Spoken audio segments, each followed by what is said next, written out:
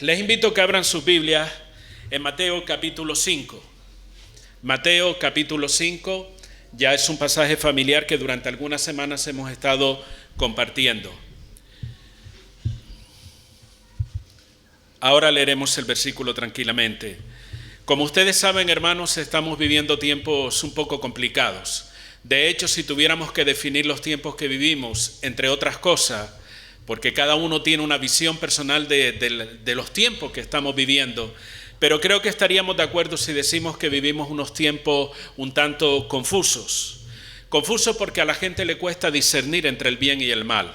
Cada vez cuesta más a esta sociedad diferenciar lo que es bueno, lo que es malo, lo que es sucio, lo que es limpio, moralmente hablando. Los valores y los principios éticos y morales están en decadencia. No hace falta ser un experto para darse cuenta de ello. Hoy día pareciera que todo vale. No pasa nada, dice la gente. O todo es relativo. Todo está permitido. Y pudiéramos decir que incluso el eslogan de vida para muchos es mi vida y hago lo que quiero sin límites. Si no te lo dicen, por lo menos es la forma de actuar de mucha gente. Otros dicen, lo importante es lo que desees. El concepto de lo moral o de lo que no es moral, eso no es tan importante. Pareciera que es el espíritu que predomina en estos tiempos de confusión que hay hoy día. Por otro lado, tenemos que decir que son tiempos violentos. Y vuelvo a repetir, no hace falta ser un experto para darse cuenta de ello. Ustedes saben que creo que hace un par de meses atrás, ahí cerca del río, incluso un esposo asesinó a su esposa. Y casi que ya ni nos sorprenden ese tipo de noticias. Todos los días hay una noticia, y no lejana, sino alrededor nuestro, de actos violentos que suceden. Pero no solamente hay violencia en las calles, hay violencia en los hogares. Muchos hogares se convierten en un campo de batalla. Hay violencia en los colegios. ¿Cuántos niños hemos sabido o las noticias nos han sorprendido que un niño se quita la vida a causa del bullying que le están haciendo? Hay violencia también en la política, en el trabajo, entre las naciones. Donde quiera que usted mira o donde quiera que usted va a encontrar violencia. Cualquier excusa es buena para una discusión. La gente pareciera hasta que está muy susceptible por la calle. A alguien tú le dices algo y enseguida se pone en la defensiva como que quiere pelear contigo. Le tocas la bocina a alguien o le dices cualquier cosa y pareciera que la gente está esperando que los pinche para explotar a causa de la violencia que hay en la sociedad. Pudiéramos decir también que son tiempos difíciles. Ahora lo que se trata es de sobrevivir. Tú le preguntas a alguien cómo está, mira, sobreviviendo. Cuando probablemente diríamos tiempo atrás, bueno, yo lo que quiero es vivir tranquilo, ahora se trata sencillamente de sobrevivir debido a la dificultad que representan los tiempos que nosotros estamos viviendo. Y ante este panorama social del que todos nos damos cuenta, no hace falta ser cristiano para darse cuenta de esto, ¿vale? Todo el mundo se da cuenta o nos damos cuenta de esta situación. Ante todo eso se levantan muchas personas con muy buenas intenciones de ayudar, de echar una mano ante toda esta situación. Llámese consejero, sea cristiano o no cristiano, llámese expertos en cualquier materia, nos enseñan, nos ayudan, nos traen cualquier tipo de consejo para ayudarnos a sobrellevar los tiempos complicados que estamos viviendo. Algunos nos dicen de esos expertos que debemos ser personas aguerridas o aguerridos. Usted dirá, ¿y eso qué es? Eso es sencillamente tener un espíritu de valor, tener un espíritu luchador dispuesto a hacerle frente a todo. Es lo que nos dicen ante esta situación, sé una persona aguerrida, ten un espíritu de lucha. Otros nos dicen que debemos desarrollar habilidades que nos impulsen cada día. Y se ofrecen talleres, cursos por aquí y por allá para que desarrollemos habilidades que nos impulsen hacia nuestro avance y desarrollo. Que no nos sintamos intimidados por las circunstancias que nos rodean. Y damos gracias por esos consejos y esa ayuda. Otros dicen que debemos ser personas empoderadas. ¿Han escuchado este término?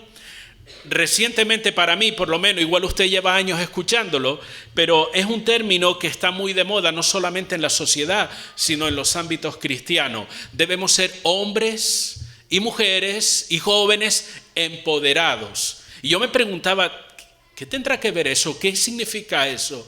Bien, el empoderamiento habla o tiene la connotación de que tú debes de tener autoridad, de ejercer autoridad en tu propia vida. Habla de ser una persona influyente, de tener confianza en ti mismo. Es algo que se le dice a las personas. Tú tienes que tener confianza en ti mismo, apoyarte en tus capacidades, tomar las riendas de tu vida. ¿Han oído esa expresión alguna vez? Tú tienes que tomar las riendas de tu vida y muchas cosas semejantes a esta. Toda esta serie de actitudes nos enseñan los expertos, las personas que quieren ayudarnos para de alguna manera podamos garantizar hasta cierto punto el éxito o el que las cosas nos vayan bien en la vida. Cosas que aparentemente no son malas en sí, hermano. No crean que yo estoy poniendo en tela de juicio todas estas cosas. No son malas en sí y probablemente tienen su lugar en determinadas circunstancias y en determinado contexto en nuestra vida. Y damos gracias a Dios por todas esas personas, creyentes y no creyentes, que están haciendo un esfuerzo por ayudar a todo el mundo, a las personas. Ahora, cuando uno se para a reflexionar sobre todo este tipo de enseñanzas y ayuda que se da a las personas, te das cuenta que centran su esfuerzo, su énfasis excesivo en la capacidad humana y están enfocados principalmente en alcanzar logros personales. Vuelvo a repetirlo, todo este tipo de ayuda es como si de alguna manera estuviera centrando el esfuerzo en la capacidad humana. Y se les dice todo esto a efecto de que puedan alcanzar sus logros personales. Y es normal, porque la mayoría de estas personas, por favor nadie se distraiga, no estén entrando y saliendo. Y es normal porque la mayoría de estas personas no conocen a Dios, ¿vale?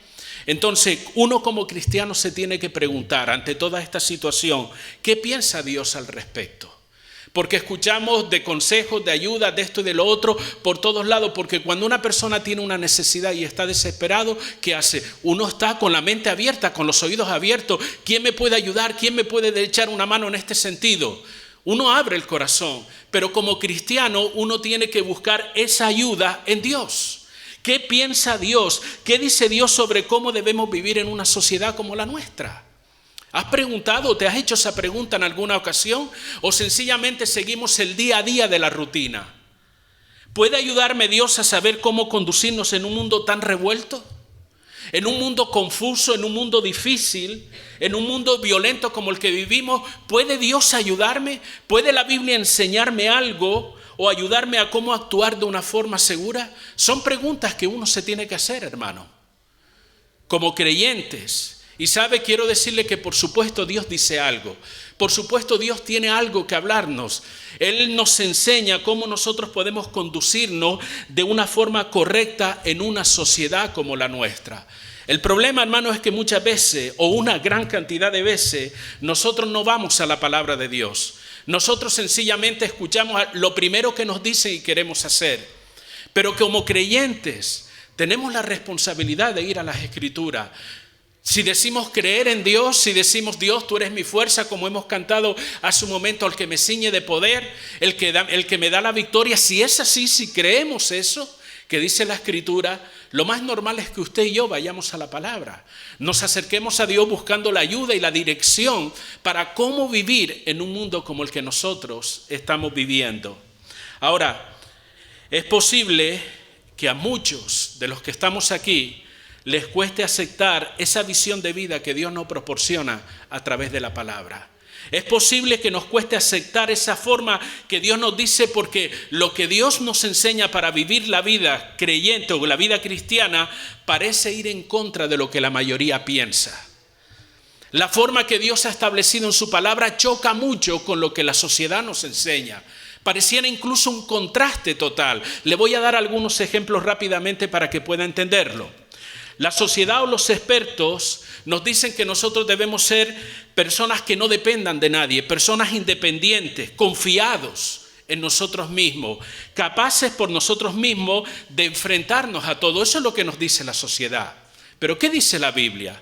La Biblia nos enseña a no poner la confianza en nosotros mismos, sino a confiar en Dios y a depender de Él. Fíjate, parece totalmente contrario. Proverbios capítulo 3, versículo 5, dice la palabra: confía en el Señor de todo corazón. Y dice: y no te apoyes en tu propia prudencia. El término prudencia en este contexto significa inteligencia o entendimiento. Es justo lo contrario que me enseña la sociedad. Confía en tú mismo. La Biblia dice: no confíes en ti, sino confía y depende en Dios. Los expertos nos dicen que nosotros no debemos mostrar signos de debilidad, sino vivir como si fuéramos personas fuertes en todo momento. Aunque te sientas por dentro hecho polvo, no muestres signos de debilidad. La Biblia dice: bienaventurados los que lloran, porque ellos serán consolados. Como anteriormente que decía que no debemos depender de nadie. ¿Cuál era la bienaventuranza primera que estudiemos en la palabra? Bienaventurados los pobres en espíritu. ¿Cuál era la idea? Depender de Dios. Nosotros debemos llorar delante del Señor. Es todo lo contrario a lo que nos dicen los expertos. Ellos dicen que debemos ser personas influyentes, empoderados, aguerridos. La Biblia dice: bienaventurados los mansos. Parece todo de una forma contraria a lo que dice la sociedad. No sé si usted se ha dado cuenta de ese detalle en las Escrituras. Por eso a muchas personas les cuesta seguir lo que la Biblia enseña. Les cuesta asumir ese estilo de vida que la palabra nos enseña. Pero saben, hermano, es el estilo de vida que Dios ha diseñado para sus hijos. Lo que nos enseña la palabra. Puede ser que usted no lo entienda en toda su plenitud, ni yo tampoco. Pero el hecho de que no lo entendamos no significa que no tiene su razón de ser, porque fue Dios mismo quien diseñó ese estilo de vida. Un estilo de vida que está, hermano, por encima de la sabiduría de este mundo. En el sentido de que fue el Dios omnisciente que todo lo sabe. El Dios verdadero, el Dios sabio, el Dios bondadoso quien diseñó ese estilo de vida para el creyente. Mucho más fiable de lo que el mundo nos dice, porque está basado en su sabiduría y en su carácter omnisciente. Un estilo de vida que nos enseña la palabra que no está condicionado por los tiempos, ni por las modas cambiantes de pensamiento de este mundo. Hoy la sociedad dice una cosa, pero mañana dice lo contrario. Lo que era bueno durante mucho tiempo ahora resulta que es malo y viceversa. Lo que fue malo durante mucho tiempo ahora resulta que es bueno. Si se da cuenta, los pensamientos, las modas de pensar van para arriba y para abajo. Dios es inmutable, Dios no cambia. Dios dice lo que es correcto, Dios dice lo que es verdadero, lo que es santo y justo delante de su presencia.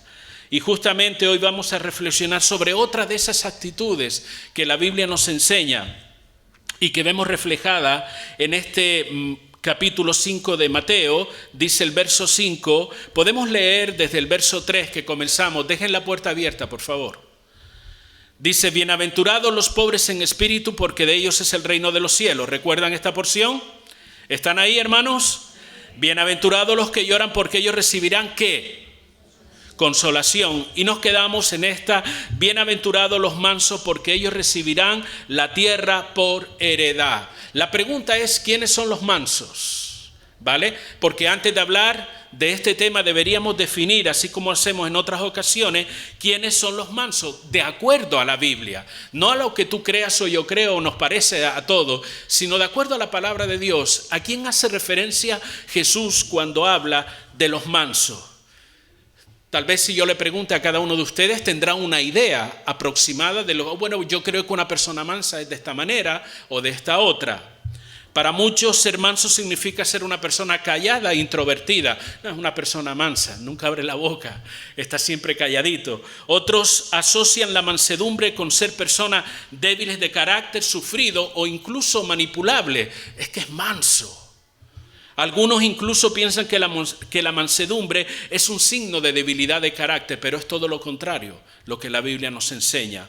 El término que se utiliza en el idioma original griego para manso, que está en este versículo 5 de Mateo 5, es definido como una fuerza controladora, ¿vale? Término manso en el original griego significa fuerza bajo control o fuerza controlada. ¿Me entendió?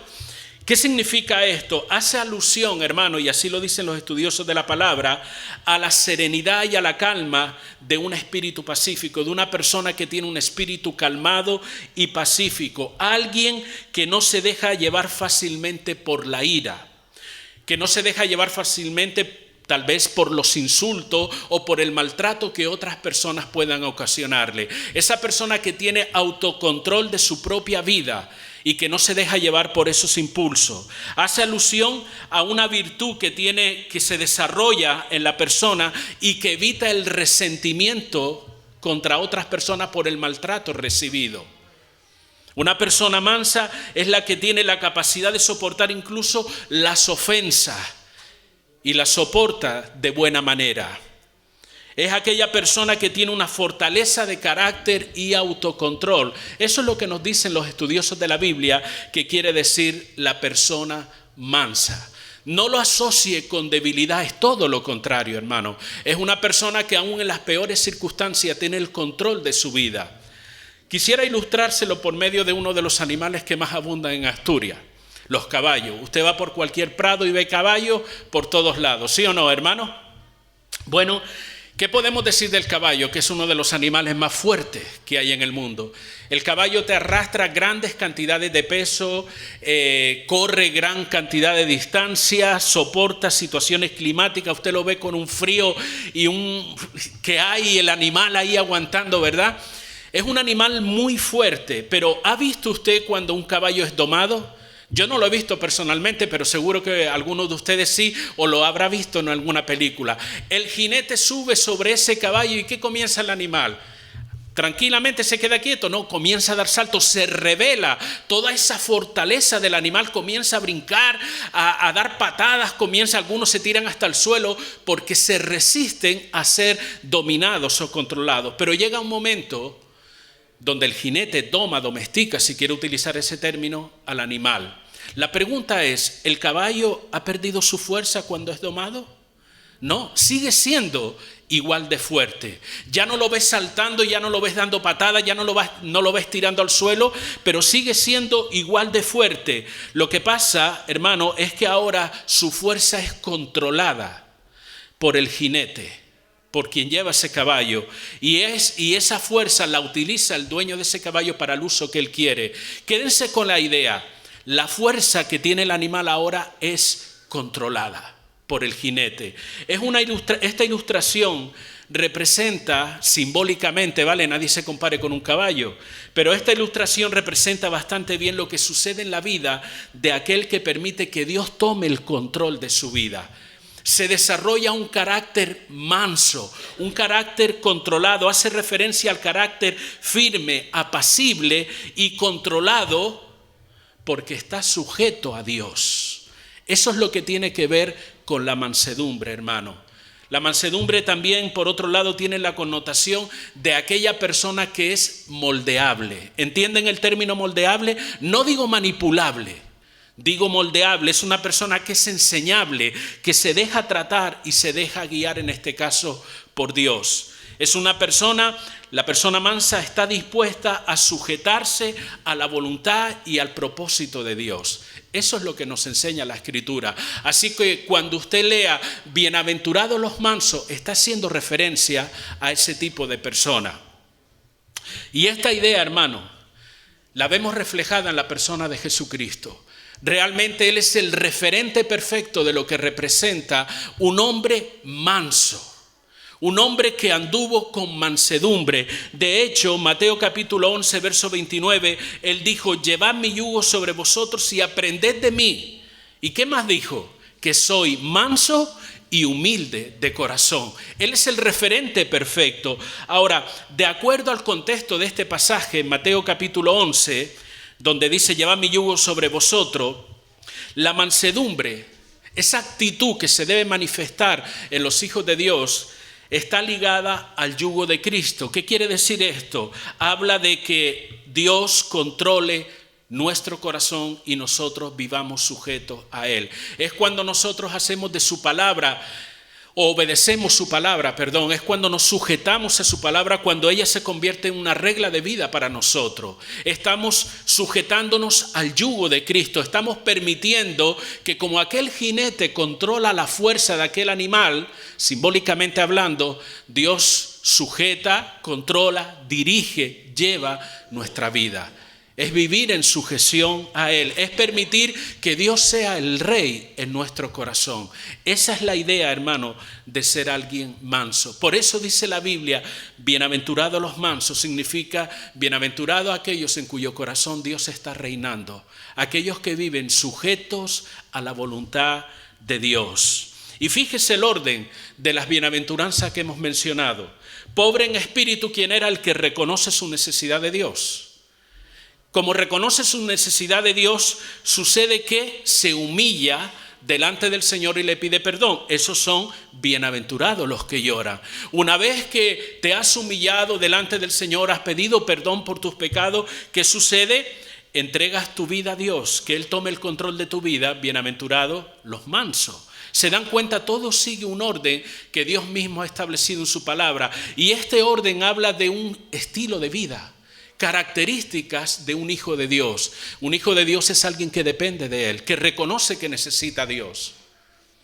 Un hijo de Dios es alguien que se humilla delante del Señor y que entrega su vida para que Dios tome el control. Son actitudes, características de alguien que ha sido regenerado por Dios al creer en Él, que ha depositado su confianza en Dios y que está dando lugar a que Dios dirija su vida, a que Dios tome el control de su corazón.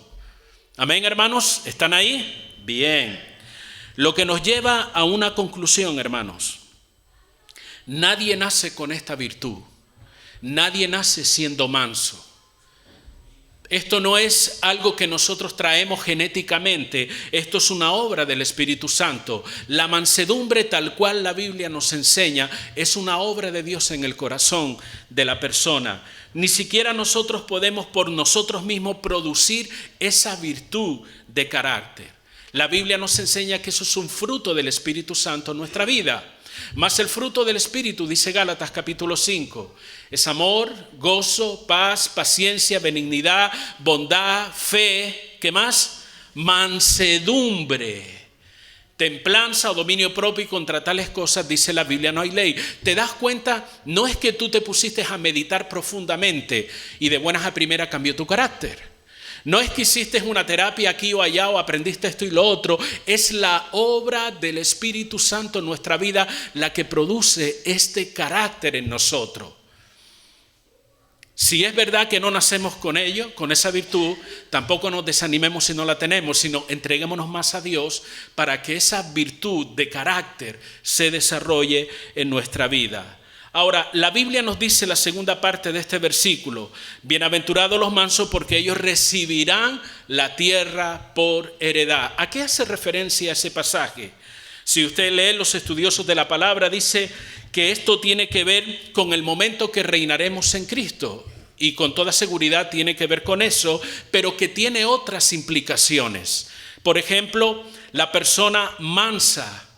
La Biblia dice aquí, heredarán la tierra, ¿cierto? El verso 5, ellos recibirán la tierra por heredad. Hay algunas versiones que dicen, serán conquistadores de la tierra. ¿Qué significa eso? Significa que un carácter sujeto a Dios hará que Dios lo guíe a alcanzar la victoria en las circunstancias de la vida. Yo no sé cuál es la circunstancia que usted pueda estar viviendo. Puede ser favorable o desfavorable, buena o mala, no lo sé. Cada cual tiene su propia vida y sus propios problemas. Pero lo que la Biblia nos enseña es que si nosotros tenemos un carácter sujeto a Dios, si permitimos que Dios guíe nuestra vida, nosotros vamos a conquistar la victoria en cualquier circunstancia de nuestra vida. No estoy diciendo que esa victoria significa que usted no va a tener problemas. Tampoco estoy diciendo que usted no va a tener dificultades o que no va a pasar malos ratos en su vida. Probablemente lo seguirá pasando, pero al final de todo eso, si usted vive, si yo vivo, si como iglesia vivimos en sujeción a lo que Dios nos va mostrando y guiando, vamos a alcanzar la victoria en cualquier circunstancia de nuestra vida. Seremos conquistadores de la tierra. Es una forma simbólica de hablar de que alcanzaremos la victoria, hermano. No solamente eso, sino que también nosotros nos convertiremos en un agente de paz, en personas que ejercen una influencia de paz en esta sociedad, que dicho sea de paso hemos mencionado una sociedad violenta, corrupta por todos lados. Se necesita agentes de paz. La gente le llama a la policía agentes de seguridad, ¿cierto o no? Agentes de paz. ¿Quiénes son? La iglesia del Señor. Mira lo que dice Eclesiastés capítulo 10, verso 4.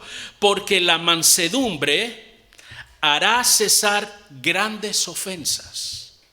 La mansedumbre hará cesar grandes ofensas. Grandes conflictos se acabarán cuando una persona que tiene un carácter manso interviene en la situación.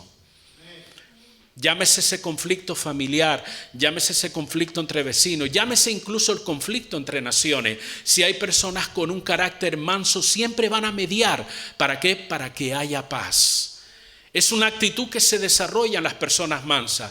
Cuando usted ve a alguien y ese alguien viene y se mete en una conversación y lo único que levanta es pleito y contienda, evidentemente la mansedumbre brilla, pero por su ausencia en la vida de esa persona. Cuando un creyente está envuelto en cualquier circunstancia que no sea agradable, que sea incluso conflictiva, el creyente por naturaleza, y dado que es Dios quien está obrando en el corazón de esa persona, ese creyente va a actuar como un agente de paz. No es que vas a tratar de que si hay bueno, aquí no ha pasado nada. No. Una cosa no quita la otra con lo que es la justicia, pero usted va de alguna manera a influenciar con sus palabras, con su manera de actuar, a que haya paz, a que haya calma. ¿Por qué? Porque el Dios de paz está obrando por medio de usted. El Dios de paz no va a crear un conflicto. El Dios de paz obrando en usted no va a excitar un ambiente de pelea, de discusión. Es todo lo contrario. Esa es una de las actitudes de la persona que es mansa. Número 2, el manso, como una de las bendiciones que tiene, desarrolla una actitud de contentamiento y disfruta lo que tiene. El hombre manso es agradecido, es feliz y manifiesta su contentamiento con lo que Dios le da, sea poco o sea mucho. Siempre manifiesta contentamiento. Eso lo nos enseña el Salmo 22, por ejemplo. Sea poco o mucho, como digo, porque la satisfacción de la persona mansa no depende de los bienes materiales. El manso se siente satisfecho porque Dios está reinando en su corazón y sabe que Dios es bueno, que no le va a faltar nada, que Dios va a cuidar de él, que Dios tiene control de su vida. Si usted lee, por ejemplo, el Salmo 23, que todo el mundo conoce de memoria, hasta los incrédulos conocen el Salmo 23. El Señor es mi pastor, nada me faltará, etcétera, etcétera. Y cuando va llegando al final del Salmo, dice el salmista, ciertamente el bien y la misericordia me seguirán todos los días de mi vida y en la casa del Señor moraré por largos días. Fíjate de qué manera él habla. Ciertamente él tenía una seguridad, él estaba confiado en que el bien y la misericordia lo seguirían todos los días de su vida, porque él era consciente de quién estaba en su corazón. Él era consciente de quién tenía el control de su vida. Esa es una de las actitudes de un hombre o de una mujer manso de acuerdo al corazón de Dios. Siente contentamiento con lo que tiene, sea poco, sea mucho. ¿Tenemos nosotros ese contentamiento, hermano? ¿O estamos descontentos siempre porque no tengo esto, no tengo aquello, no tengo lo otro? ¿Con cuál de ese tipo de personas nos identificamos? ¿Con el contento, el que está contentado con todo, o con el descontento, hermano? Porque a veces estamos tan pendientes de lo que no tenemos, que no damos gracias a Dios por lo que sí tenemos y lo que Él nos ha dado. El hombre, la mujer mansa, de acuerdo a lo que nos enseña la Biblia, es una persona agradecida y que manifiesta contentamiento con lo que Dios le da, sea poco o sea mucho, porque la base de su contentamiento, de su alegría y de su gozo no está en lo que tiene, en lo que ha recibido, sino en Dios que está en su corazón y que tiene el control de todas las cosas. La tercera cosa, y estoy terminando, son sino 20, no. La tercera cosa es que el manso disfruta de la dirección de Dios. El Salmo 25, verso 9, dice la palabra, Él dirige en la justicia a los humildes. La palabra humilde en el original ahí es manso también, ¿vale? Él dirige en la justicia a los humildes y les enseña su camino. El corazón de una persona que está sujeto a Dios, que quiere hacer la voluntad de Dios, puede recibir y entender la voluntad de Dios para su andar diario, hermano. ¿Por qué? Porque su meta principal está en hacer lo que Dios quiere. La meta principal del hombre o de la mujer mansa es: Señor, yo quiero hacer tu voluntad. Y con esa predisposición de corazón va a recibir la dirección de Dios, el camino que Dios le va a mostrar en las diferentes circunstancias de su vida. Una persona que es todo lo contrario a la mansedumbre siempre querrá salirse con la suya, siempre querrá hacer lo que le da la gana, siempre querrá hacer su propia voluntad. Pero el que vive sujeto a Dios, aquel que está pendiente: Señor, muéstrame, yo quiero hacer lo que tú quieres que haga, yo quiero tomar la decisión que a ti te agrada. Quiero hacer las cosas como tú quieres que las haga. Ya de por sí hay una predisposición en su corazón, como he mencionado, a recibir y a entender la voluntad de Dios para su día a día. Por eso dice la palabra, Él, haciendo referencia a Dios, Él dirige en la justicia, Él dirige en las cosas que son justas. Él dirige en aquellas cosas que son de acuerdo a su voluntad, al manso o al humilde. Y les enseña su camino. ¿Tienes dudas acerca de qué hacer con tu vida? ¿Tienes dudas sobre las decisiones que estás tomando todos los días? Si es así, acércate a Dios. Permite que Él sea quien te dirija. Permite que Él sea quien muestre su voluntad y no te empeñes tanto en hacer la tuya. Porque cuando tú y yo nos empeñamos en hacer nuestra propia voluntad, probablemente es cuando fracasamos. Es el anhelo, debería ser el anhelo de cada creyente, hacer, vivir, caminar como Dios quiere que caminemos. ¿Por qué? Porque su camino, su dirección, vuelvo a repetir y grábese esto en la mente, está basado en su omnisciencia, en que Él lo sabe todo. La dirección de Dios, el camino de Dios está basado en su amor por nosotros, en su bondad. Él es bueno en todos los aspectos. Él es santo, Él es justo, por lo tanto, lo que Él ha diseñado para mí es lo que yo necesito realmente. Y uno debe anhelar de todo corazón, buscar y hacer la voluntad del Señor.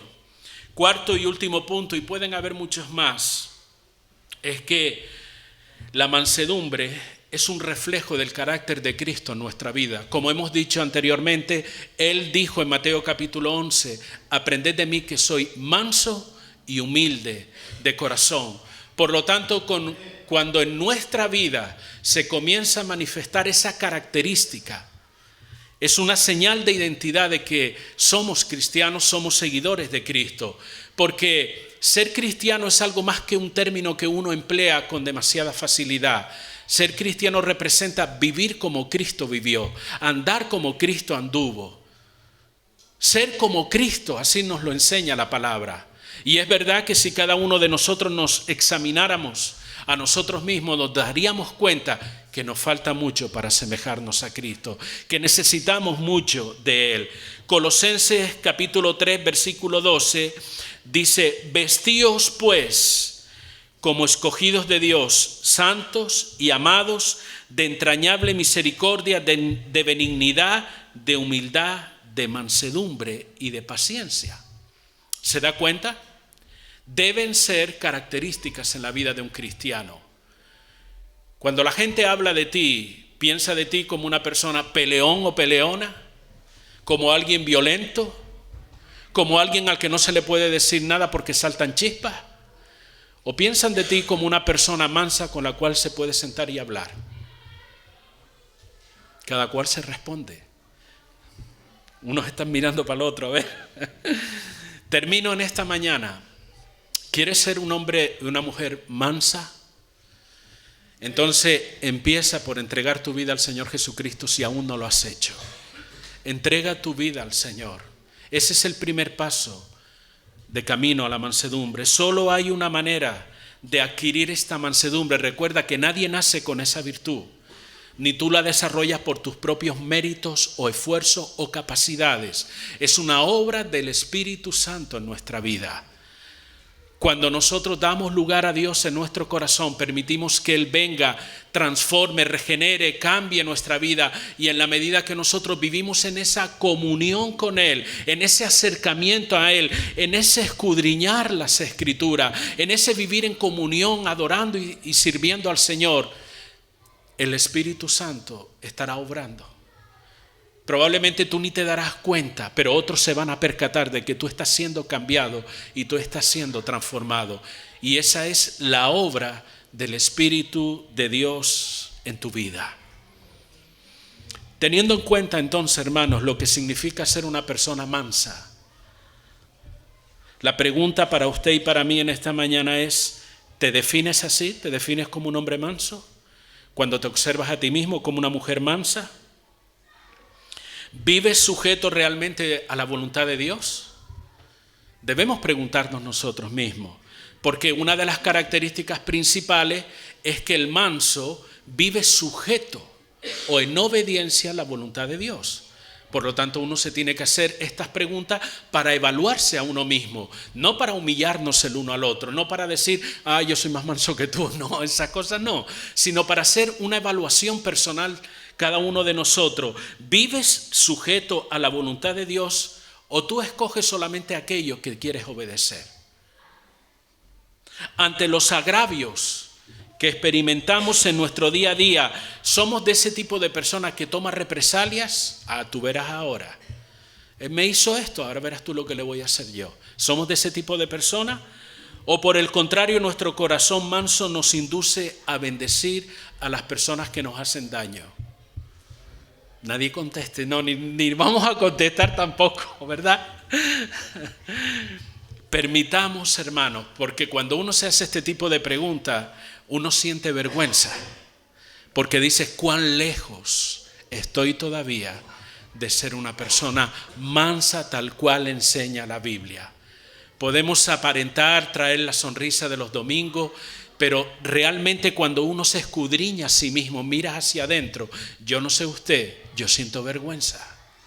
Porque me doy cuenta de que realmente no tengo esa mansedumbre de la cual dice la palabra. Puedo tener algo mínimo, pero necesito la mansedumbre de Dios. Por lo tanto, ¿qué debo hacer? Debo sencillamente rendirme cada día al Señor. No hay otra fórmula. Rendirme cada día al Señor, permitiendo que su voluntad se cumpla en mi vida, llenándome del Espíritu Santo, como dice la palabra. El apóstol Pablo, escribiendo a los hermanos de Éfeso, ¿qué le dijo? Sé llenos del Espíritu Santo. Y uno dice, bueno, ¿y eso cómo me lleno del Espíritu? ¿Dónde hay una fuente? ¿Dónde abro un grifo para llenarme del Espíritu? La idea de llenarse del Espíritu significa vivir en sujeción y obediencia a la palabra de Dios. De hecho, ahí pone un ejemplo el mismo Pablo. No os embriaguéis con vino en lo cual hay disolución, dice la palabra.